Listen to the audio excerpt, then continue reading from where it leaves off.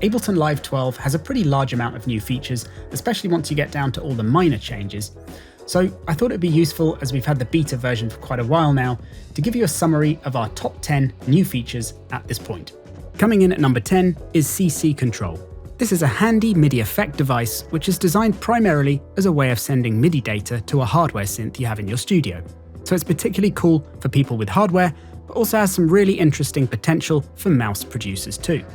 Like all MIDI effects, it goes at the start of the device chain on a MIDI track as it sends MIDI into things like Live's external instrument device, if you wanted to route it out to any hardware, or into any software synth, if you want to control those instead.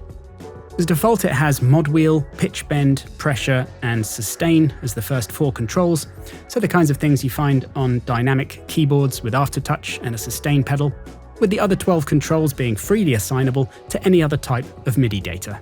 So with these types of parameters previously being things you could only access within envelopes in MIDI clips, it offers a lot of exciting new controlling and automating possibilities for producing and performing here, whatever your setup. At number 9, we have a load of changes to the clip editor, which are all really intuitive and designed to improve your workflow.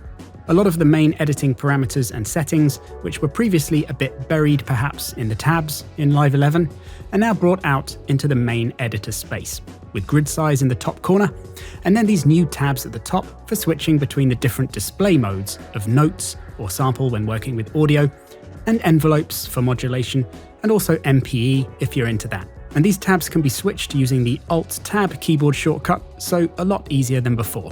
Plus, when you're on a particular tab, important settings like the parameter you're modulating, or the velocity controls like randomize, min and max values, and a velocity range, now called deviation, are all immediately available at the bottom of the grid, so it just makes the whole experience a lot more fluid. At number 8, the graphical interface has seen a lot of big improvements all round, as always, but one of the most welcome in our book is accessible via the buttons in the bottom right corner.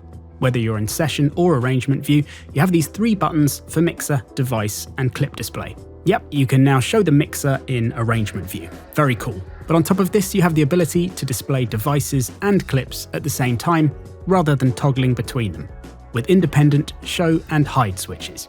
So this is pretty major, giving you nice big faders and mixer controls to work within the arrangement, and simultaneous display of your MIDI clips and devices in both views too. Number 7 brings a slightly boring perhaps, but seriously useful massive overhaul of the browser, which is again extremely welcome.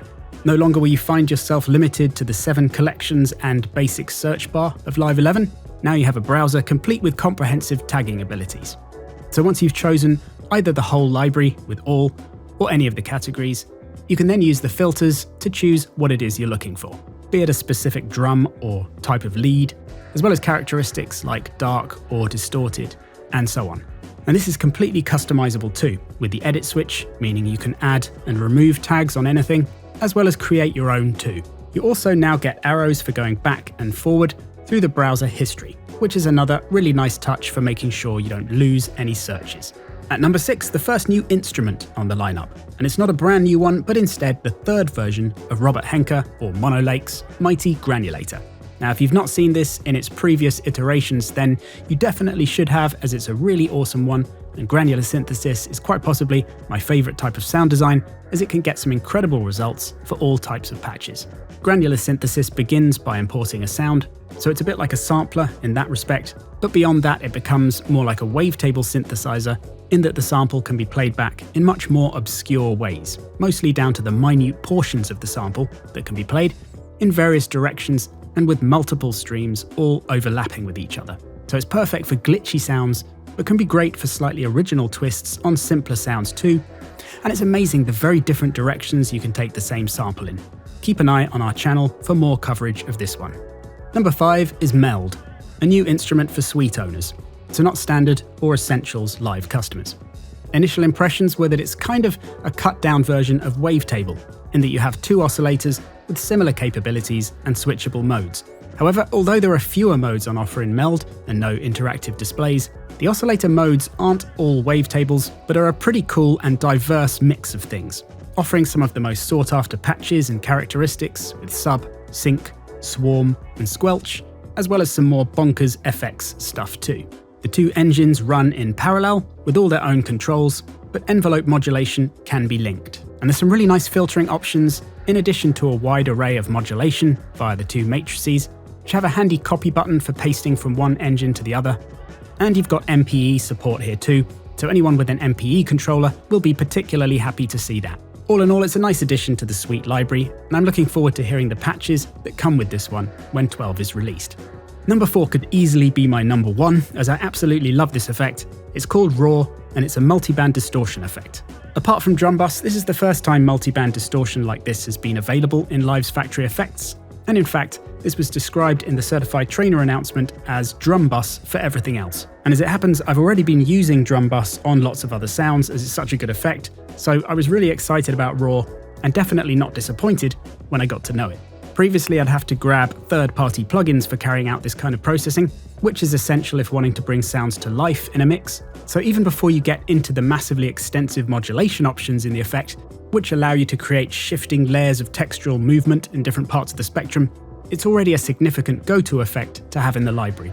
It's also got a mid-side mode, so we've been experimenting with that a lot to see the difference it can make to the stereo information and perceived size of sounds and the mix in general, and it's delivered some great results. Look out for more videos on this one too, as there's a lot more to say, and you've really got to hear this one in action. Number 3 is something anyone who struggles with theory is going to be really happy to see introduced, as this is scale awareness and fit to scale. Now on the control bar, you have the option to choose and activate a scale, so you basically set the key of the song that you're making and let Live do the work for you after that, as it automatically displays that scale in MIDI clips, where you can then highlight it right across the grid, or get rid of notes that aren't in the scale, making it much easier to create chords and melodies. But this feature is implemented far and wide within the software though, so it goes much further than just the grid here. We'll come back to this shortly, but for now, let's check out Live's MIDI effects: ARP, chord, pitch, random, and scale, as these all now contain this feature, as well as having quite a lot of other improvements for this version too. So you can turn this on to have transposition controls change from semitones to scale degrees, to make sure that the ARP pattern that you make is in key, or the chords that you create, and so on. So this not only makes it great for producing, but of course, jamming and performing too. And they've even added this feature to certain instruments, like Meld, as well as saying they're going to add it to things like Saturator and all the effects that add harmonics to a sound, to make sure that they're in tune too, which sounds really epic, but I'm yet to see that materialize, so I don't know whether we'll see it for release or not. At number 2, a feature I've been enjoying a lot in LoopCloud for a while already, which is our most recommended sample resource. I'm now really happy to see it in Live as well, which is similar sound searching. Available in the browser as a context menu feature, as well as a show similar files button, which brings up a list of sounds in order of similarity shown by a bar alongside. Pretty amazing. And this includes samples and presets if you're searching the entire library, but you can limit it to one or the other by selecting those types in the filter section. So this is a really welcome feature for speeding up sound location in the browser, and it even works for samples that you import yourself, so it's not just factory sounds. You can find this feature in drum racks as well now, which have a button for turning it on, after which you can then use the arrows on pads to switch up the sample with other similar sounds. So really handy to have it implemented there as well. And finally, our number 1 Live 12 new feature at this point is MIDI generators and transformers.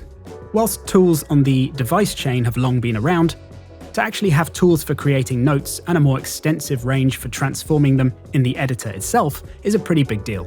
With 4 different generators for creating rhythms, melodies, chords, and more, which of course all work alongside the fit to scale feature, you can instantly come up with progressions and patterns with a superb amount of customizability. The transformers meanwhile give you options like making chords strummed, instantly arpeggiating patterns, adding different ornaments, and loads of interesting warping options. So there's a load of different tools here to spend some time getting to know, and overall I think this is going to provide tons of benefits for beginners and advanced producers alike.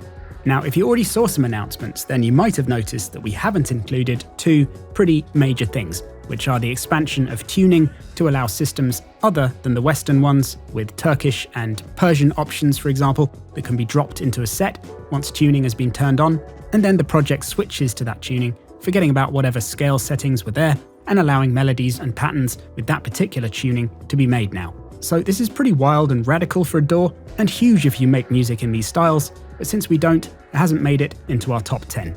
And additionally, the new performance pack by Iftar looks properly interesting too, with a whole range of useful and experimental devices for performing, which we haven't had a chance to check out as yet. So we'll do that later on, and if we had already, it quite possibly would have made it into this top 10.